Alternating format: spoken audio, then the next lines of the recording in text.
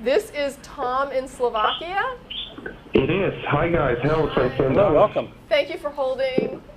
Yep, I tried to. Okay. So, I was wondering, well, first of all, I love your show and I've been watching it for quite some time now. And one thing that your show taught me is critical thinking and, you know, questioning all sorts of opinions and statements. Good, and don't even trust us. And so I changed a lot of my values. Despite being an atheist, I changed a whole bunch of other values of mine thanks to critically examining them. And I was wondering, like, what is your take? Like, I obviously know what your take on theists. Like, you question all the beliefs the same way I do. But I was wondering, what's your take on anti-theists and their beliefs? Like, if someone goes, I believe that there is no God, if you question that belief the same way you question theists. I think the term we would use is strong atheism or positive atheism, where we would say there is no God. You know, yes, that's an assertion that you would make, and it's a positive claim, and you'd have to back it up with evidence. In my experience, you know, what I do with theists is I'm constantly asking for evidence. You know, please provide me evidence of your God and help me understand where you're coming from. Why should I believe this? And over time, you know, the absence of evidence starts to mount up, and you begin to say, well, maybe there's nothing to this. And you know, maybe you go look at a bunch of God claims and see if they make sense. And you look at the history of our cultures. Some are self-refuting. Some are self-refuting, right? There's the problem of evil, for example. Definitely. And you look at our cultures and the fact that all these cultures have invented different gods, and nearly all of them we don't even pay attention to anymore.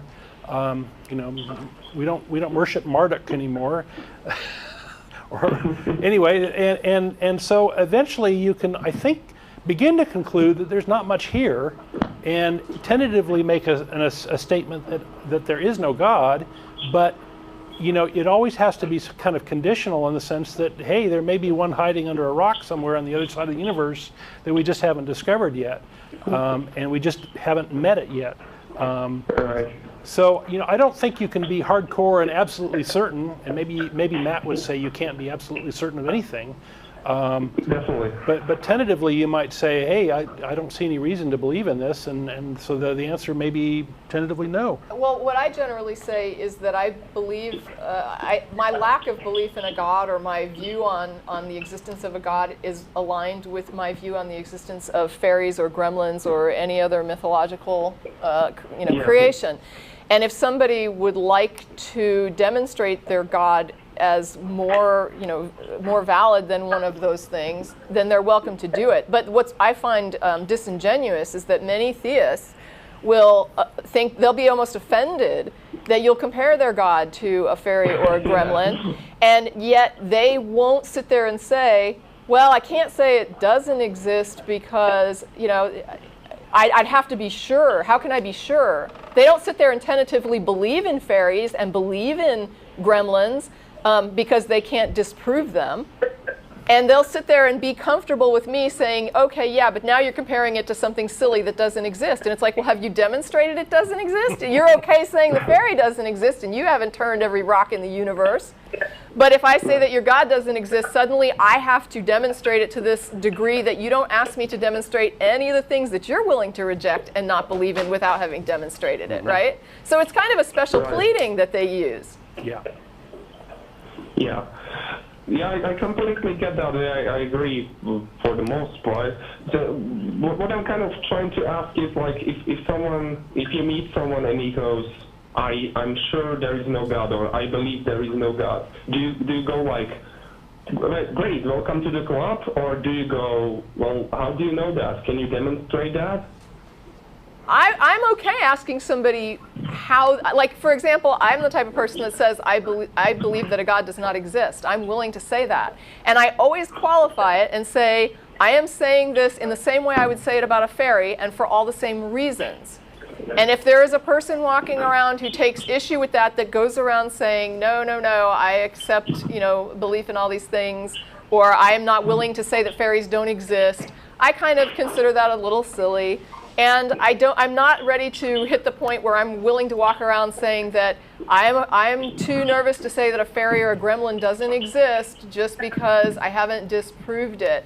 When we invent these things, when they have nothing to validate them, like Don is saying, if someone presents me with a god, I will admit I'm wrong. Yeah, but for the case of the atheist saying there is no God, that might be just a shorthand for I don't see any evidence for it. So the reasons matter. I think that the answer is you don't take that claim on face value. If the person has good reasons for not believing or thinking that there is no God, then they get a pass.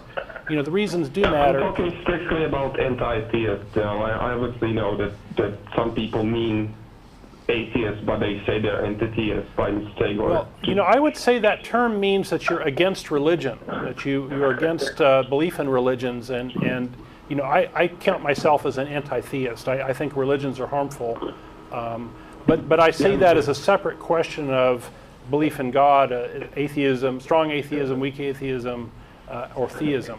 I see that as those are different sort of questions.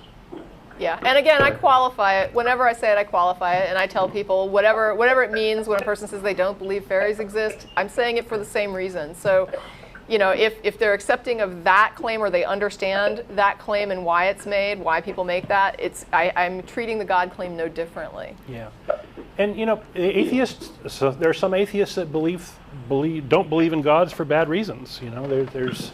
I think for sure. I think at the end of the day, we want to have good reasons for what we believe in or what we're following, and it doesn't matter what the label is. It doesn't matter what the claim is. Go have some good reasons for it. I'm not going to run around concerned about dragons, eating me, and I don't feel apologetic Tracy. about it. So. All right. Okay. We do have some other callers. Thank you, Tom. Yeah, I appreciate your call. Thank you. Love the show. Okay. Right, Bye. thanks. See ya. Now, you're saying I hit 3 and then drop, right? Yeah. Drop. Okay. Thank you. Drop. All right. Okay. Did I drop him? He's I'm still on. the drop. Drop already. Okay. Okay. 3 is there. I'm dropping the Now call. we got it. Okay. Yeah.